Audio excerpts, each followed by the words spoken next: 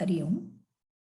भक्ति की वाणी है 789 लाल सा ला लसा की चिड़िया फसाऊं, दिल बहलाऊं।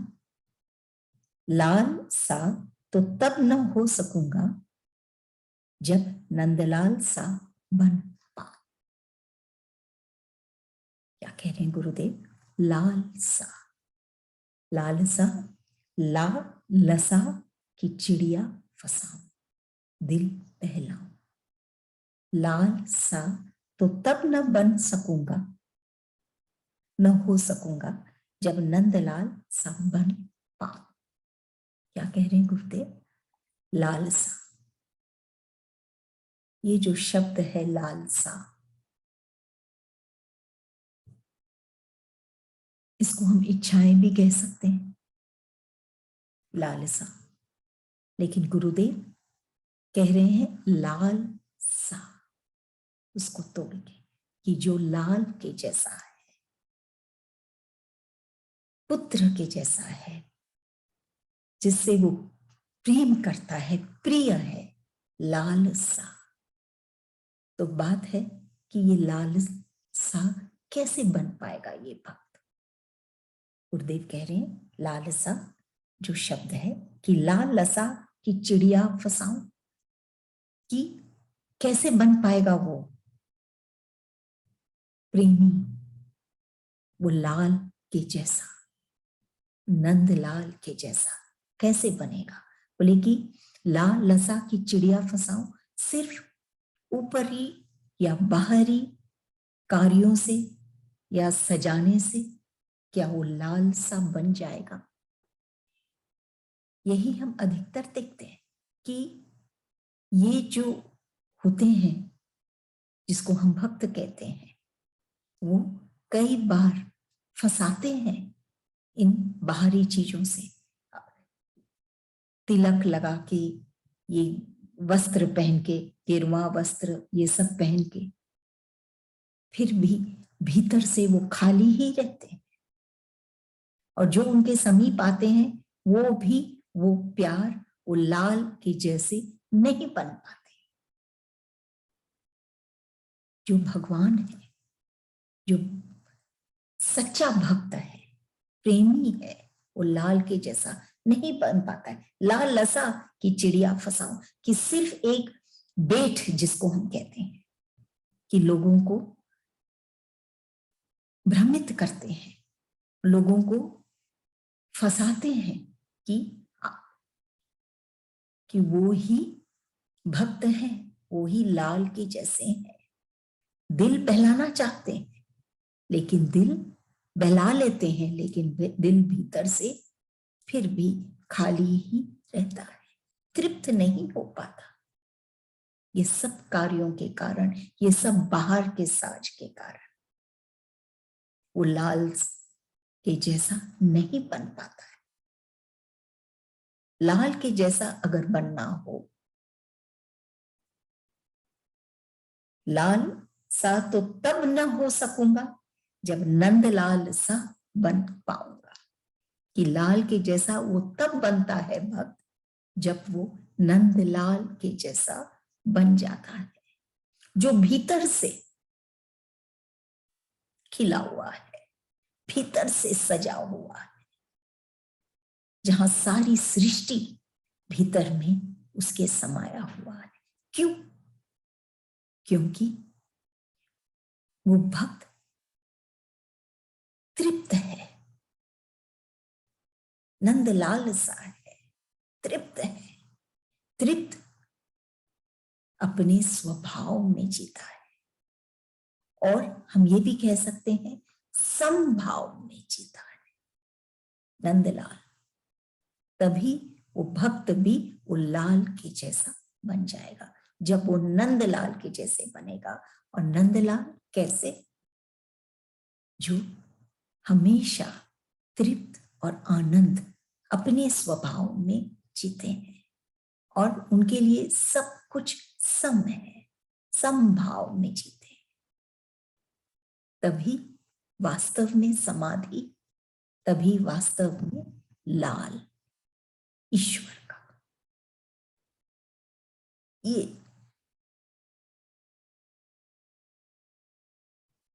गुरु कौन है? जल के जैसा है, जो कभी फंसता नहीं,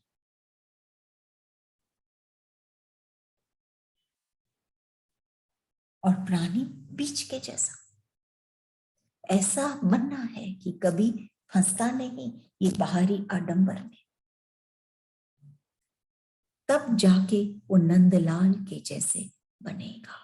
वो भक्त जो प्रिय है ईश्वर को, ईश्वर का रूप ही है ये नंदलाल, उसके जैसे बन जाएगा। जैसे एक संत होते हैं,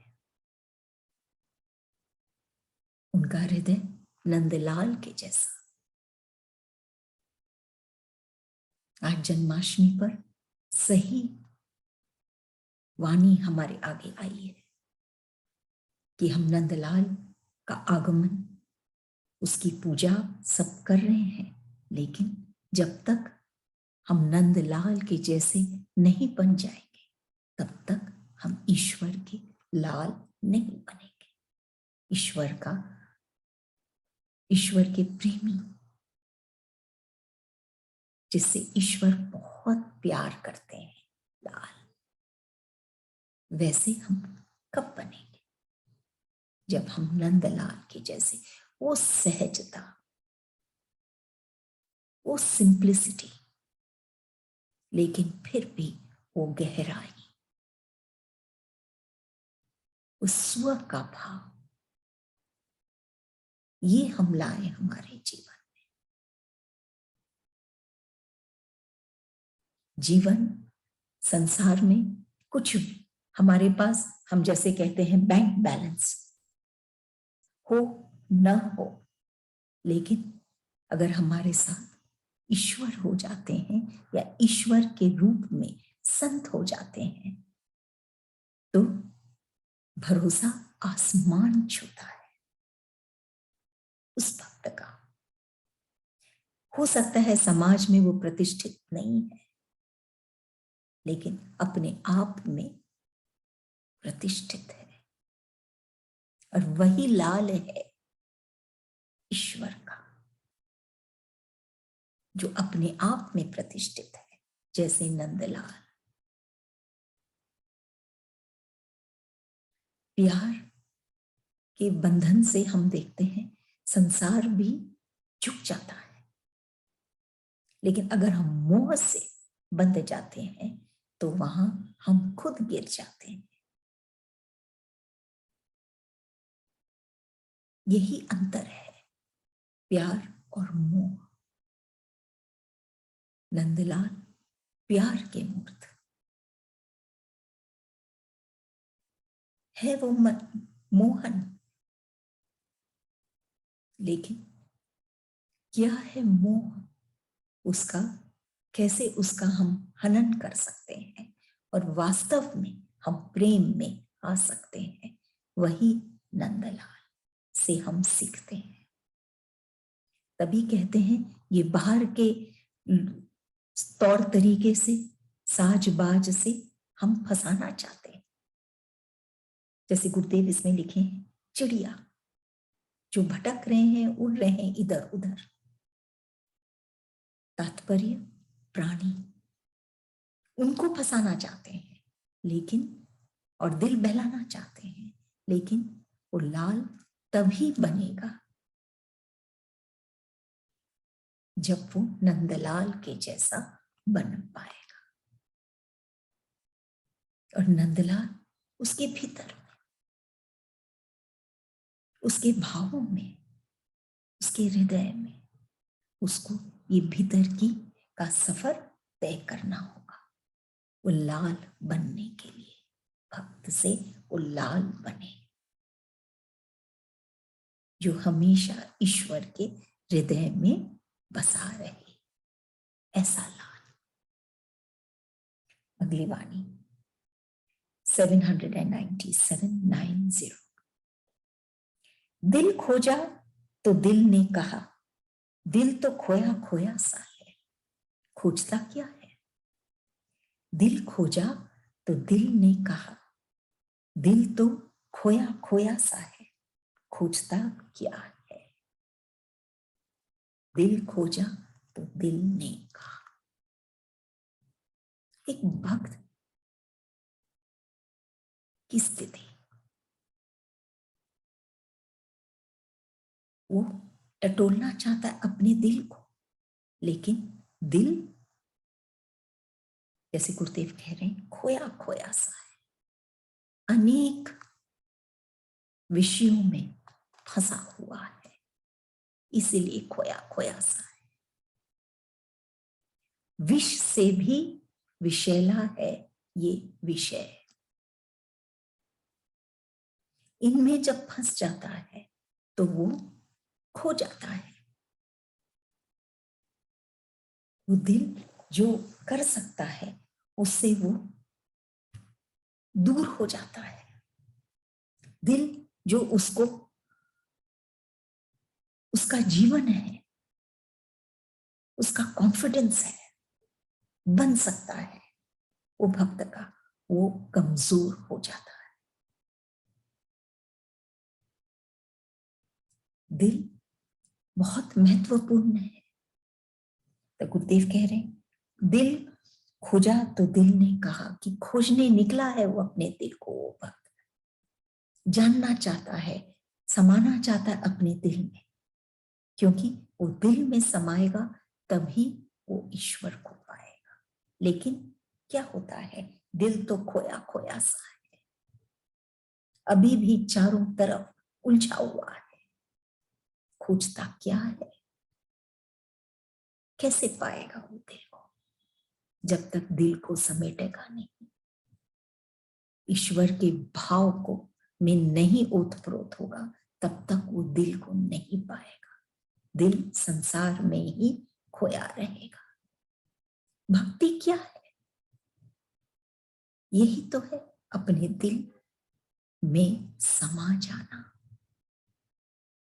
जो दिल संसार में था उससे हटकर अपने दिल में समा जाना। भक्ति क्या है? हम कह सकते हैं भक्ति प्रेम है, और कुछ नहीं। ईश्वर के साथ जब वो जुड़ता है या संत के साथ जब वो जुड़ता है, तभी वो अपने दिल को पा सकता है, क्योंकि वो संत, उस भीतर का जो ये सफर है वो सिर्फ संत ही लेके जा सकता है। बाहर में तो ये दिल खोया खोया सा है, उसको पाना है तो भीतर जाना पड़ेगा, और उसके लिए चाहिए एक संत, एक गुरु जो लेके जा सकता है, क्योंकि वो खुद वही जीते हैं अपने भीतर अंतःकरण की सुंदरता में, आनंद में, उसी में जीते। भक्ति क्यों किया जाता है तो प्रेम, लेकिन क्यों किया जाता है? कि रस की अनुभूति हो, इसीलिए भक्ति की जाती है। रस की अनुभूति कब होती है भक्ति? जब जहां कह रहे हो, जहां पर किसी के लिए भाव हो। कैसे होती है भक्ति?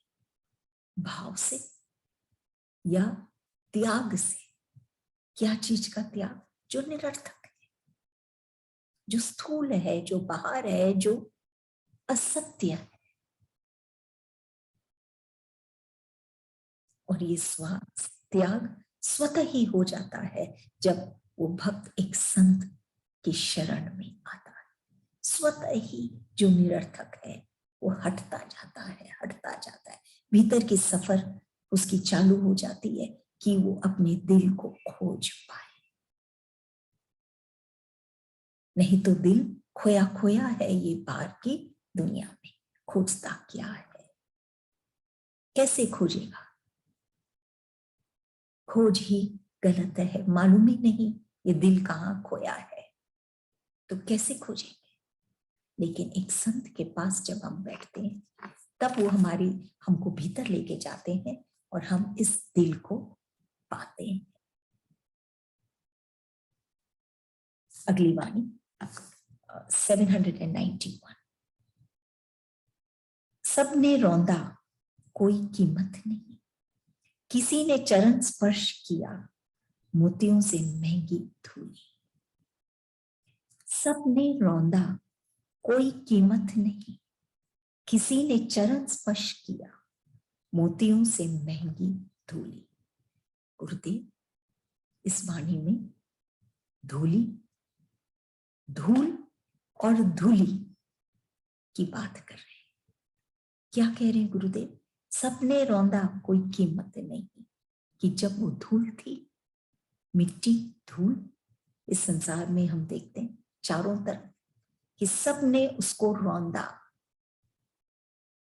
क्योंकि उस धूल की कोई कीमत न थी, मिट्टी थी, नो वैल्यू।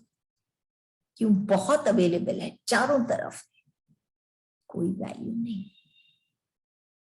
उसको सब ने उसको रौंदा, लेकिन किसी ने चरण स्पर्श किया। कौन ऐसा आया? किसी ने चरण स्पर्श किया मोतियों से महंगी धूली। कि कौन आया कि वो उसी धूली का चरण स्पर्श किया, और वो धूल धूली, धूली ही नहीं, बहुत महंगी धूली बन गई। कि क्या था? कौन है ये? जैसे अपने कई बार ये बात चर्चा करते हैं कि थोड़े से अंधेरा होने से रात नहीं होती। ऐसे हर एक के चेहरे पर वो बात नहीं होती, किसी किसी के चेहरे पर वो बात होती है। ऐसे ही कौन आया जो ये धूल महंगी धूली बन गई उनके चरण वहां पड़ते ही। कि जो मिट्टी था, जिसका कोई मूल्य नहीं था, हम अपने आप मनुष्य का भी इसमें ले सकते हैं कि जो वो मिट्टी था, कोई उसका मूल्य खुद की नजरों में नहीं था, संसार की नजरों में भी नहीं था, लेकिन खुद की नजरों से ही वो गिर गया था। ऐसे जन जब ये चरण स्पर्श पाते हैं तो वो धूल, जो वो मिट्टी सा, जो उनकी जो सोच है, वो कितनी महंगी हो गई, मोतियों से महंगी धूली, बहुत मूल्यवान हो गई।